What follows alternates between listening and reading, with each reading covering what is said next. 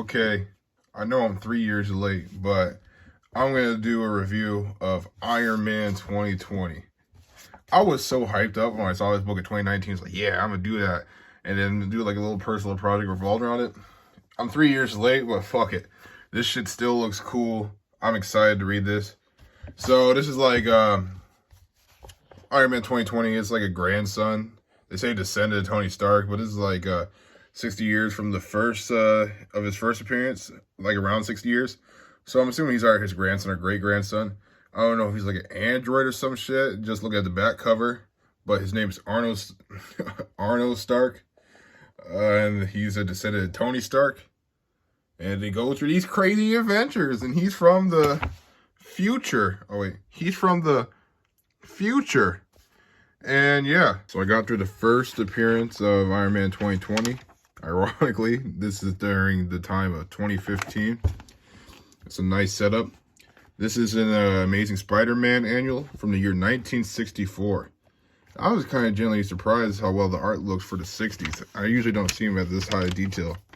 Coloring, yeah, coloring really hasn't evolved until probably like the 70s, 80s. Don't quote me on that. I'm just from small recollections. They must have redrawn something. I don't know what it is, but it's fun. You get it starts off interesting, pretty wordy. That's how comic books in the 60s were. He pulls on roller skates, skates on roller skates. Got a wife and kids, Cynthia and Arno Jr. Let me get to something. Let me get to a part here. This is so fucking funny.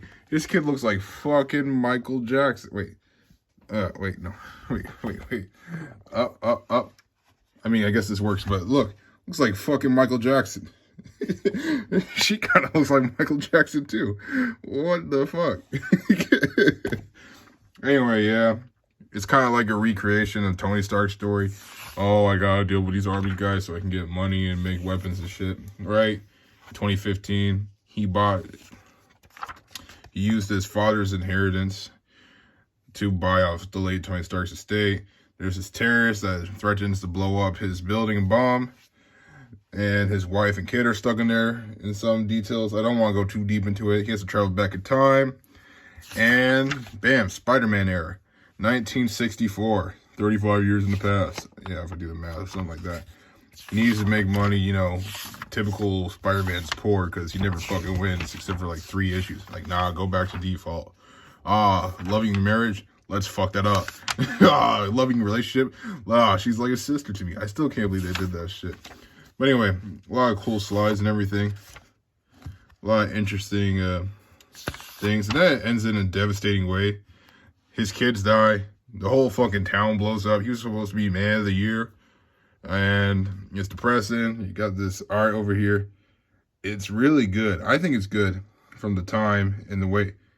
It's better than some of the modern stuff that's being pumped out because, I swear to God, half the comic book writers, half the comic book artists don't know how to draw anymore. But I don't blame them for giving hearts and most stories suck. But yeah, it ends in a devastating way.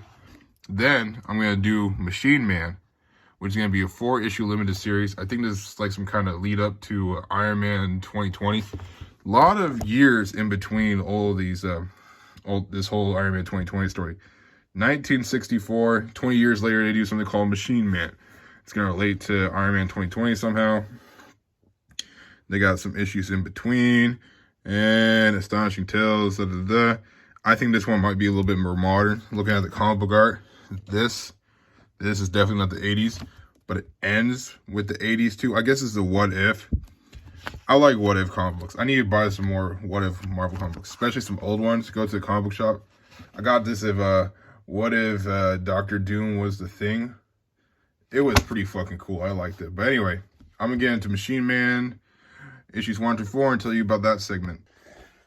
So I finished the Machine Man segment of this Iron Man 2020 series. Turns out this is not Iron Man. They're like, whoa, you fucking buffoon. I knew. They're like, get out of my face, dweeb. Go shower. I didn't know this shit. Anyway, this is fucking mid. This is shit.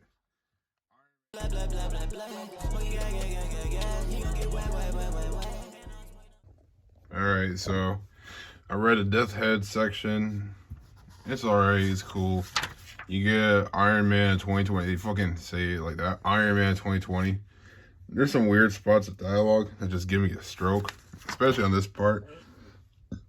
There's only one Iron Man, and I'm it. Yes? I'm like, what the fuck? Is he speaking pig Latin? Who the fuck talks like that? Like, dude, there's so many better ways to phrase it. But I'm not a fucking English teacher. I'm not going to waste your time with it. You can fucking type it in the comments if you're actually watching this. Alright, anyway. Yeah. Something with the organization. Don't really care about it. The bad guy dies at the end. They foreshadow like the henchman doing something. It's really not that interesting. You know, you got Iron Man 2020 being a mercenary. That's kind of cool. You got this guy named Death's Head. He fucking looks like a serious version of like that Space Invaders villain thing from Toy Story. I can't really take it that serious. They fucking fight and shit. Iron Man knocks his block off and then gets his ass beat by a headless robot. Then they work together, they beat the bad guy, they get their money, they fucking shake hands and kiss, whatever. And then they just cut randomly to a side plot and you're like, oh, this has nothing to do with Iron Man, it's just an Iron Man side story. Not really that interesting. Now I'm going to get on to everything. Everything now will be a title, an Iron Man 2020 title. Or it'll be revolving around Iron Man 2020. So I think I got through all the fluff.